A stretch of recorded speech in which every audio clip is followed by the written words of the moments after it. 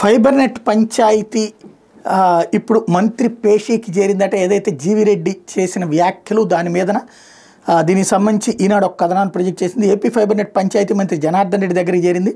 దీని మీద నివేదికలు ఇవ్వాలని చైర్మన్ జీవిరెడ్డి ఎండి దినేష్ కుమార్ను మంత్రి ఆదేశించారు. చైర్మన్ జీవిరెడ్డి ఆరోపణలో ఎంత వాస్తవం ఉంది, ఆరోపణలకు ఆధారాలు ఏంటన్న అంశాలపై మంత్రి జనార్దన్ రెడ్డి ఆరా తీశారు.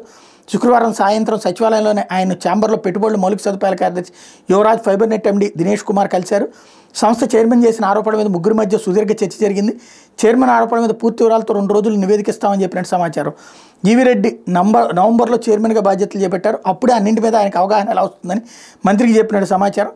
చైర్మన్ ఆరోపణలు వాస్తవం కాదంటూ వాటి మీద గణాంకాలతో 2 రోజులు నివేదిక ఇవ్వనున్నట్టు తెలిసింది. ఆరోపణల మీద ప్రాథమిక సమాచారం ఇప్పటికే మంత్రితో పాటుగా సీఎంఓ సీఎస్లకు పంపించినట్టు సమాచారం. ఏడాది జూన్ 4న ఎన్నికల ఫలితాలు వచ్చాయి. సంస్థ రికార్డులు చోరీ అవుతున్నాయన్న అనుమానంతో 5 నుంచి ఫైబర్ నెట్ కార్యాలయాన్ని పోలీసులు స్వాధీనం చేసుకున్నారు. రికార్డులు ఆన్లైన్లో లేకపోవడంతో వాటి కంప్యూటరీకరించడానికి 3 నెలలు పట్టిందని మంత్రికి వివరించినట్టు అధికారులు చెప్పారు. ఎన్నికల ఫలితాలు వచ్చిన సమయంలోనే జీఎస్టీ సంస్థ నోటీసు పంపించింది. కానీ అప్పుడు మొత్తం మెయిళ్ళన్నీ సీజ్ అయ్యాయి. అందుకే నోటీసు వచ్చిన విషయం ఎవరికీ తెలియలేదు. ఈ విషయంలో చైర్మన్ తొందరపాటుతో వ్యవహరించారని అధికారులు వివరించినట్టు తెలిసింది.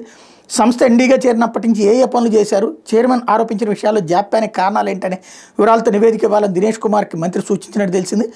2024 ఏప్రిల్ నాటికి సంస్థలో 1300 మంది సిబ్బంది ఉన్నారని, ప్రస్తుతం వారి సంఖ్య 850 మాత్రమే అధికారులు చెప్పినట్టు సమాచారం. అందుకే కొత్త కనెక్షన్లు ఇవ్వలేకపోయామన్నారు. ఐఏఎస్ అధికారిపై తీవ్ర ఆరోపణ చేయడాన్ని ఐఏఎస్ అధికారుల సంఘం తీవ్రంగా పరిగణించింది. దీన్ని సీఎం దృష్టికి తీసుకెళ్లే ప్రయత్నం చేస్తున్నట్టు తెలిసింది. ఢిల్లీ సీఎం ప్రమాణ స్వీకారోత్సవంలో పాల్గొనేందుకు ముఖ్యమంత్రి చంద్రబాబు ఢిల్లీ వెళ్లి గురువారం రాత్రి తిరిగి వచ్చారు. ఆయన శనివారం ఉదయం కలిసి వాస్తవ పరిస్థితిని వివరించనున్నట్టు తెలిసింది.